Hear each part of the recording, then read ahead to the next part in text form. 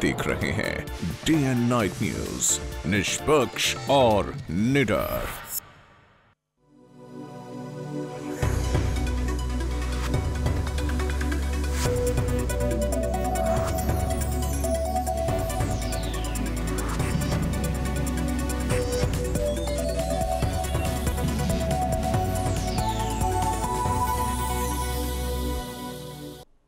नमस्कार, मैं हूं रूपक शर्मा और आप देख रहे हैं हरियाणा समाचार। हरियाणा कांग्रेस पार्टी में चाहे कितनी भी गुटबाजी हो, लेकिन प्रदेश अध्यक्ष अशोक तंवर इसे मानने को तैयार नहीं है। तंवर का दावा है कि आने वाले विधानसभा चुनाव में सभी एकजुट होकर चुनावी मैदान में उतरेंगे।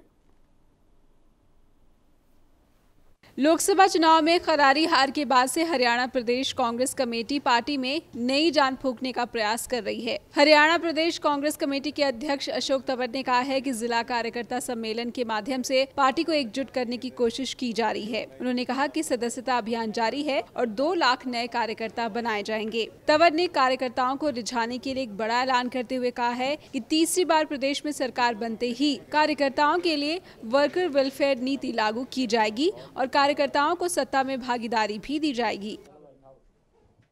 इन साथियों के माध्यम से हमारा ये लक्ष्य है कि 2 लाख के आसपास हम वर्कर्स का रजिस्ट्रेशन करें। सदस्यता अभियान अलग है, वर्कर्स रजिस्ट्रेशन करके और आने वाले समय में इन वर्कर्स की शक्ति के साथ हम चुनाव मैदान में उतरें। जो हमारी चुनावी रणनीति है उसको कारगर और सफल बनाने में इनकी एक विशेष भूमिका हो, और साथ साथ आने वाले समय में किस तरीके से इन वर्कर्स को हम शासन प्रशासन में पूरे सिस्टम में इन्वॉल्व करके उनकी भागीदारी के साथ इन साथियों के साथ आम आदमी के लिए और जो साधारण व्यक्ति हैं, किसान मजदूर हैं, उनके लिए अच्छे तरीके से योजनाएं जो हम बनाते हैं उसको लागू कर सकें। ये मोटा उद्देश्य है। एक संगठन की तरफ से मैं समझता हूँ कि नई वर्कर्स पॉलिसी के रूप में ये हमारा लक्ष्य है। अशोक तंवर ने कहा है कि पार्टी विधानसभा चुनाव में नए चेहरों के साथ उतरेगी और पिछले विधानसभा चुनाव में कांग्रेस की टिकट पर चुनाव लड़ने वाले आधे उम्मीदवारों के टिकट काट दिए जाएंगे। पार्टी लगभग 50% युवाओं और महिलाओं को टिकट देने जा रही है।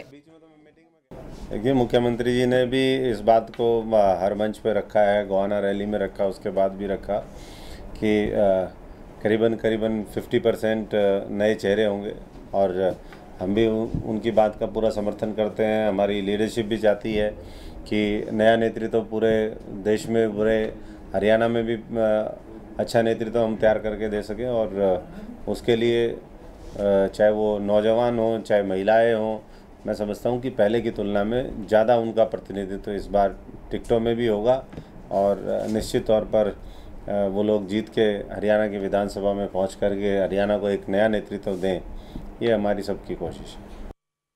हरियाणा में शिरोमणि गुरुद्वारा प्रबंधन कमेटी के गठन पर अशोक तंवर ने मुख्यमंत्री का समर्थन किया और कहा कि हरियाणा प्रदेश के सिखों को भी पंजाब के समान अपना हक लेने का अधिकार है और कानूनी राय जानने के बाद हरियाणा में अलग से SGPC बनाई जाएगी। Bureau report, day night news.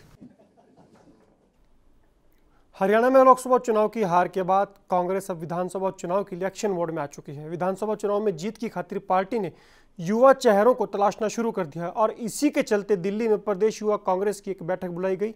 इस बैठक में उन युवा उम्मीदवारों के भी साक्षात्कार लिए गए जो विधानसभा चुनाव में अपनी अपनी दावेदारी पेश कर रहे हैं। मुख्यमंत्री भूपेंद्र सिंह हुड्डा ने युवाओं को विधानसभा चुनाव में 50% भागीदारी की बात क्या कही। यूथ कांग्रेस पूरे एक्शन के मूड में आ गया है।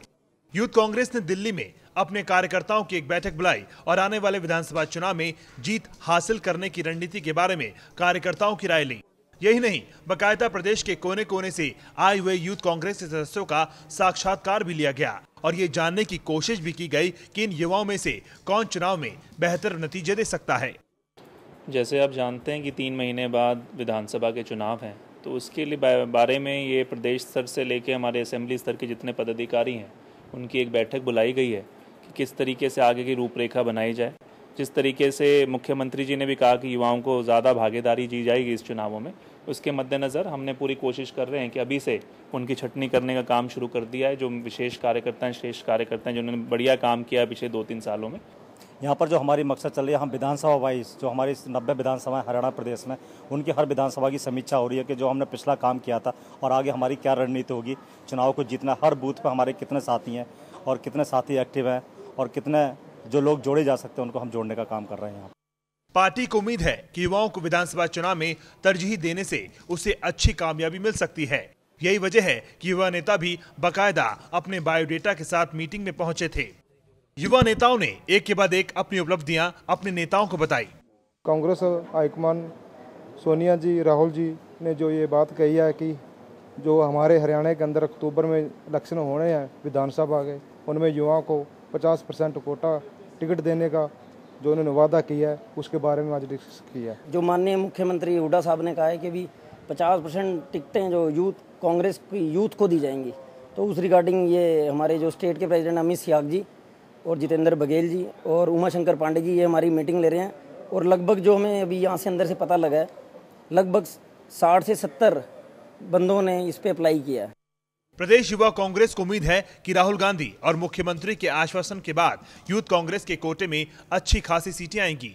वहीं कांग्रेस को उम्मीद है कि 10 साल के शासन के बाद भी प्रदेश में उपजे सत्ता विरोधी लहर से पार पाने के लिए युवाओं और नए चेहरों को तरजीह देनी पड़ेगी, जो पार्टी को 2014 के विधानसभा चुनाव में जीत दिला सके। दिल्ली से राहुल शर्मा के साथ गौरव चक्रवर्ती, डे एंड नाइट न्यूज। उधर कांग्रेस में बढ़ते असंतोष और बिगड़ते कुनबे को सहेजने के लिए कांग्रेस ने कार्यकर्ता सम्मेलन की सिलसिला शुरू किया है। गुड़गांव में प्रदेश के मुख्यमंत्री और प्रदेश कांग्रेस अध्यक्ष अशोक तंवर के दौरे से पहले आज गुड़गांव के ऑब्जर्वर आजाद मोहम्मद ने कार्यकर्ताओं की एक मीटिंग ली, जिसमें कांग्रेस कार्यकर्ता सरेआम भिड़ते नजर आए। कार्यकर्ताओं ने मुख्यमंत्रियों की नीति पर सवाल ये निशान खड़े करते हुए कहा कि कांग्रेस में कुछ कार्यकर्ताओं पर आरोप लगाया गया है। दरअसल 28 जून को प्रदेश के मुख्यमंत्री और प्रदेश अध्यक्ष गुड़गांव में कार्यकर्ताओं की मीटिंग लेने वाले हैं। ऐसे में कांग्रेस के स्थानीय इकाई चाहती है कि सीएम की मीटिंग में कोई गड़बड़ी ना हो, लेकिन जिस तरह से इस मीटिंग में कार्यकर्ताओं की नाराजगी दिखी, उससे साफ लगता है कि पार्टी कार्यकर्ताओं में नेतृत्व के प्रति भारी नाराजगी है।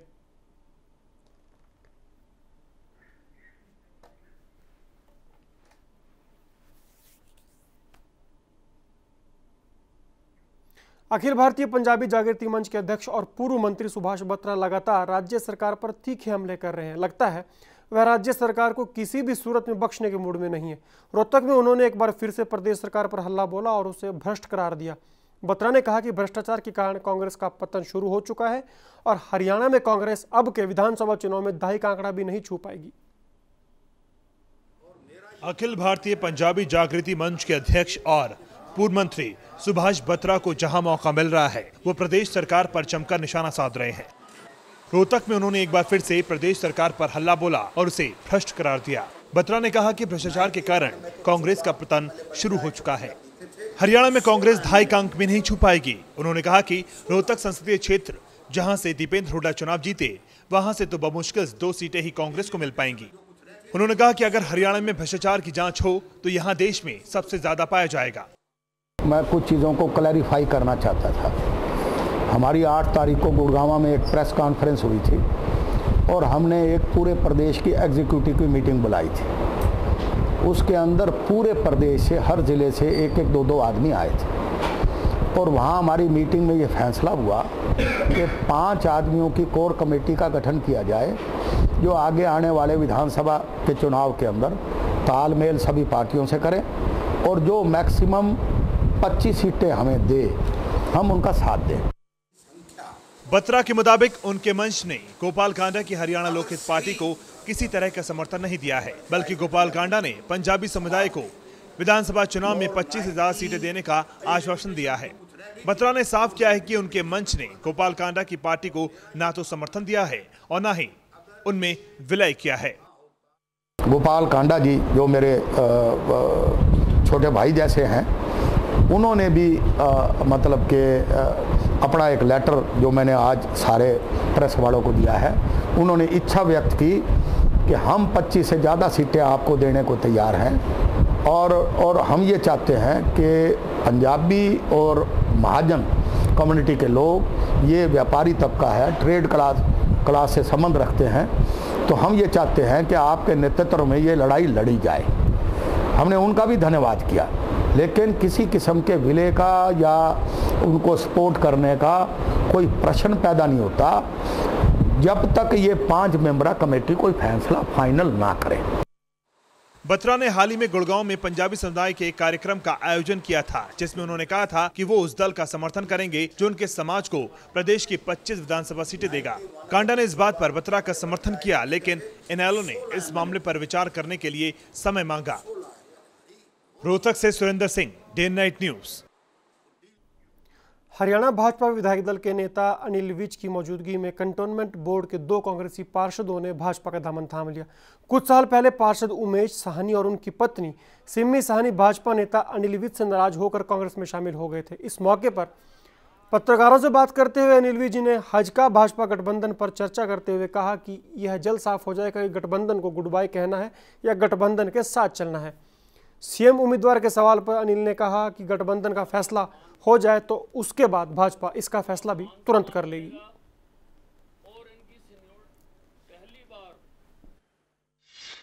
18 विधानसभा सेगमेंट में से 11 विधानसभा सेगमेंट में वो हार गए। इसलिए ये सोचना जरूरी हो गया कि क्या गठबंधन की शर्तों के मुताबिक अब इन बदली हुई परिस्थितियों में एक हारे हुए आदमी के नेतृत्व में ये चुनाव लड़ा जा सकता है या नहीं लड़ा जा सकता। इस विषय पर स्टेट लेवल पर विचार विमर्श पूर्ण हो चुका है। अब केंद्र ने उस पर निर्णय लेना है। इस बार हरियाणा में हालात भी अच्छे हैं, माहौल भी अच्छा है, जनता भी चाहती है इस बार भाजपा का सीएम हरियाणा में बनाया जाए। ये मेरी राय है, पार्टी की राय नहीं। पार्टी अपनी राय, सबकी राय सुनकर राष्ट्रीय नेतृत्व तय करेगा। हजका और भाजपा गठबंधन को लेकर दोनों पार्टियों की ओर से लगातार बयानबाजी सामने आती रही है। हजका और भाजपा गठबंधन समन्वय समिति के अध्यक्ष धर्मपाल मलिक ने आज बयान दिया कि अगर विधानसभा चुनाव गठबंधन भाजपा हजका लड़े तो 60 से ज़्यादा सीटें जीती जा सकती है। अगर किसी पार्टी ने गठबंधन तोड़ने की सोची तो जनता उसको इसकी सजा देगी। हजका नेता धर्मपाल मलिक ने हजका भाजपा गठबंधन पर बोलते हुए कहा कि दोनों ने लोकसभा चुनाव में मिलकर 7 सीटें जीती हैं। वो गठबंधन की जीत है, ना कि किसी एक पार्टी की। अगर भाजपा हजका मिलकर चुनाव लड़े तो विधानसभा चुनाव में 60 सीटें दोनों दल जीत सकते हैं।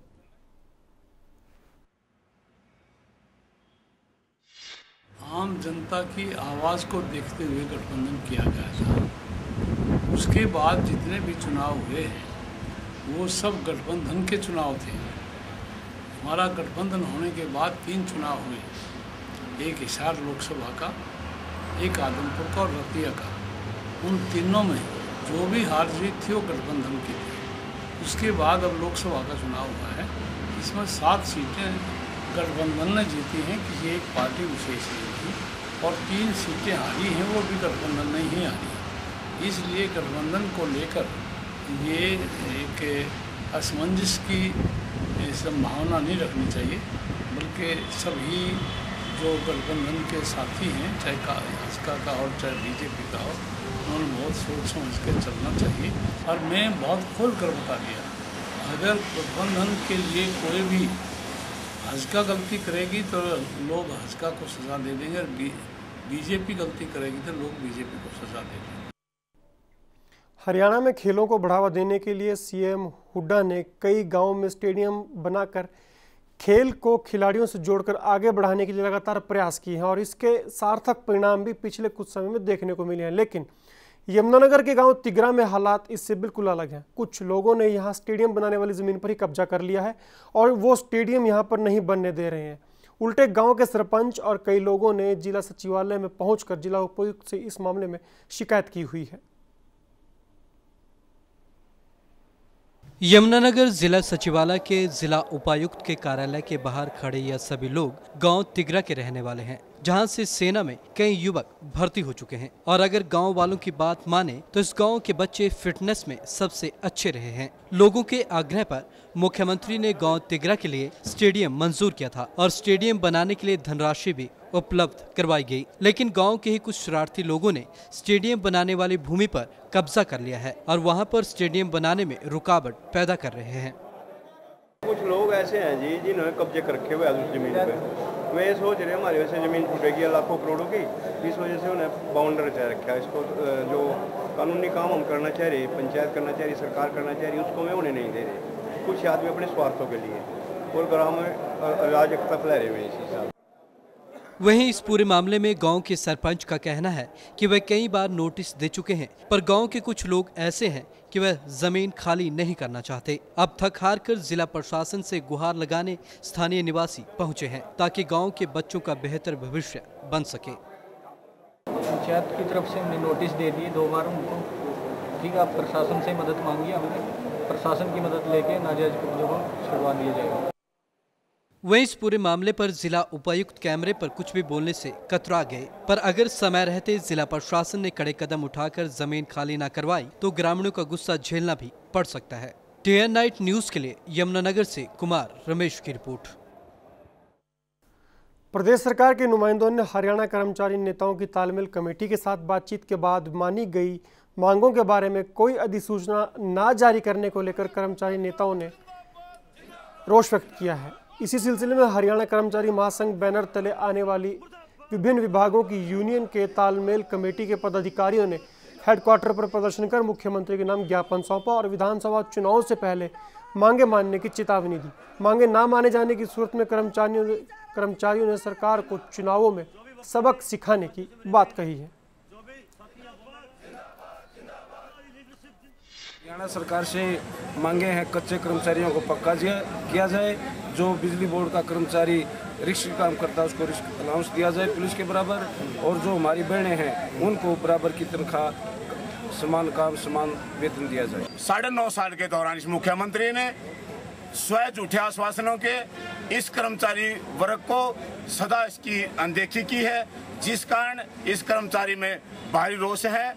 और हम ये इस मुख्यमंत्री से उम्मीद करते हैं, आशा करते हैं कि हरियाणा कर्मचारी महासंघ के नेताओं को बुला के जो मांगे हैं कर्मचारी वर्ग की, उनके ऊपर सहानुभूति पूर्वक विचार करे। हरियाणा सरकार इतनी झूठी सरकार है, 10 बार हमारी हड़ताल हो चुकी है, मीटिंगें हो चुकी है सीएम के साथ, एफटी के साथ, उनके महकमे के मंत्री, उनके मंत्रियों के साथ, उनके अधिकारियों के साथ हमारी मांग मान लेते हैं, लेकिन लागू नहीं करे। नोटिफिकेशन एक भी जारी नहीं की है। हरियाणा कर्मचारी महासंघ की ओर से आज प्रदेश भर में सरकार के खिलाफ विरोध प्रदर्शन किया गया और 26 फरवरी को सरकार और कर्मचारियों के बीच हुए समझौते को लागू करने की मांग की गई। साथ ही ये मांग भी की गई कि बिजली वितरण निगम के कर्मचारियों के खिलाफ हड़ताल के दौरान दर्ज किए गए मामलों को वापस लिया जाए और निकाले गए कर्मचारियों को फिर से ड्यूटी पर लिया जाए। कर्मचारी नेताओं ने चेतावनी दी कि अगर बिजली वितरण निगम के निकाले गए कर्मचारियों को बहाल नहीं किया जाता है तो 14-15 जून को होने वाले महासंघ के प्रांतीय सम्मेलन में आर पार की लड़ाई का ऐलान किया जाएगा।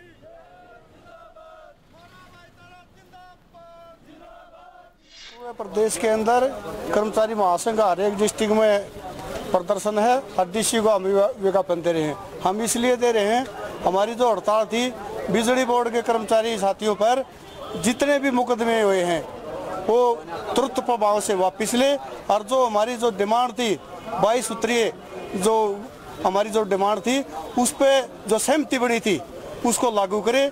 और हमारा यो अगर ऐसा सरकार ने नहीं किया, सरकार की फिर भी आंख नहीं खुली, तो हमारे आगे बहुत बड़ा आंदोलन होगा। भिवानी के गांव सुखपुरा में मंगलवार को उस समय सनसनी फैल गई जब पता चला कि एक सौतेले बेटे ने अपने ही पिता की हत्या कर दी है। सूचना मिलते ही गांव के सरपंच ने पुलिस को सूचना दी। सूचना पाकर पुलिस मौके पर पहुंची और मृतक के भाई रामवीर के बयान पर मामला दर्ज कर जांच शुरू कर दी। फिलहाल आरोपी पुलिस गिरफ्त से बाहर है।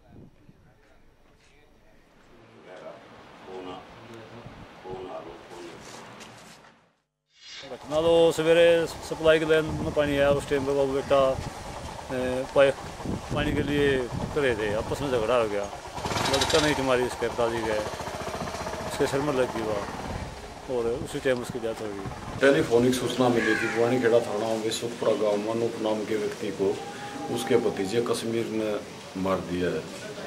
जो यहाँ मौके पर पहुँचे तो अनूप के भाई के बयान के ऊपर कश्मीर के खिलाफ 302 का मुकदमा दर्ज किया गया है। उसने ईंट और लाठी से चोट मारी है, जो डेड बॉडी का मुआयना करने से मालूम है।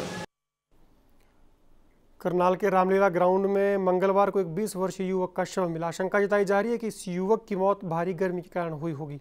पुलिस ने मौके पर पहुंचकर शव को अपने कब्जे में ले लिया है और जांच शुरू कर दी है। पुलिस का कहना है कि युवक की मौत का कारण गर्मी हो सकती है, हालांकि पूरा मामला पोस्टमार्टम के बाद ही साफ हो पाएगा।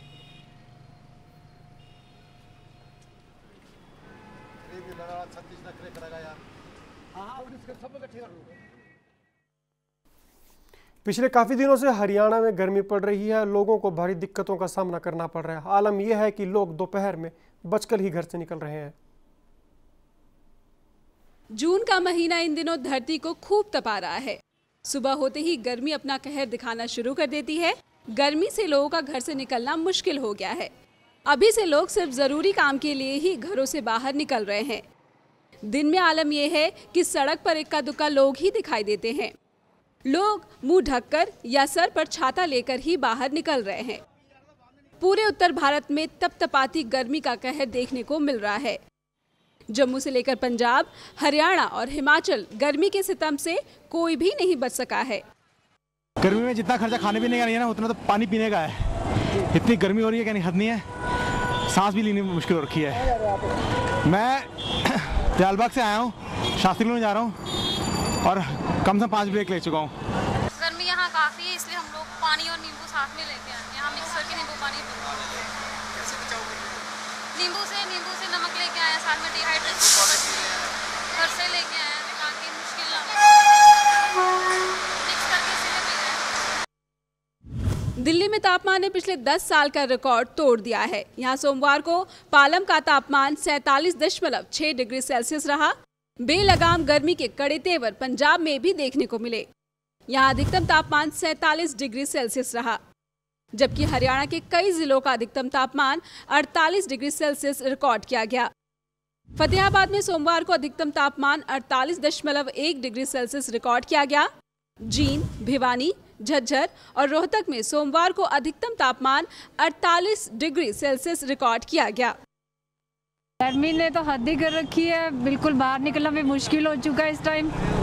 और कपड़ा ढक के चलते हैं, मुंह को कवर करके चलते हैं, लेकिन अब काम तो करना है तो निकलना तो पड़ेगा ही। इतनी ज़्यादा गर्मी नहीं होती है, इस प्लेस है वैसे भी लोग यहाँ के जो लोग हैं वो इस वक्त उसी चलेंगे, लेकिन हमें यहाँ पे फैमिली फंक्शन के लिए आना पड़ा है।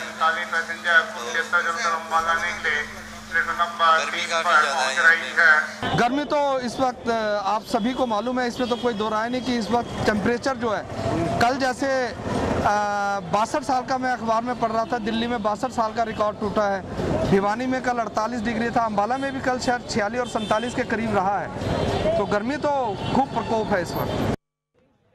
जम्मू में पारा चढ़कर 44 डिग्री के पार जा पहुंचा।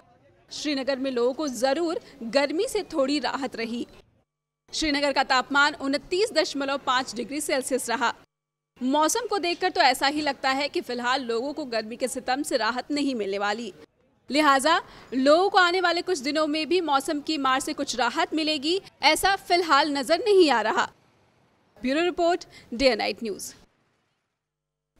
तो हरियाणा समाचारों में आज बस इतना ही, लेकिन आपसे कल फिर होगी मुलाकात। तब तक दीजिए इजाजत। नमस्कार।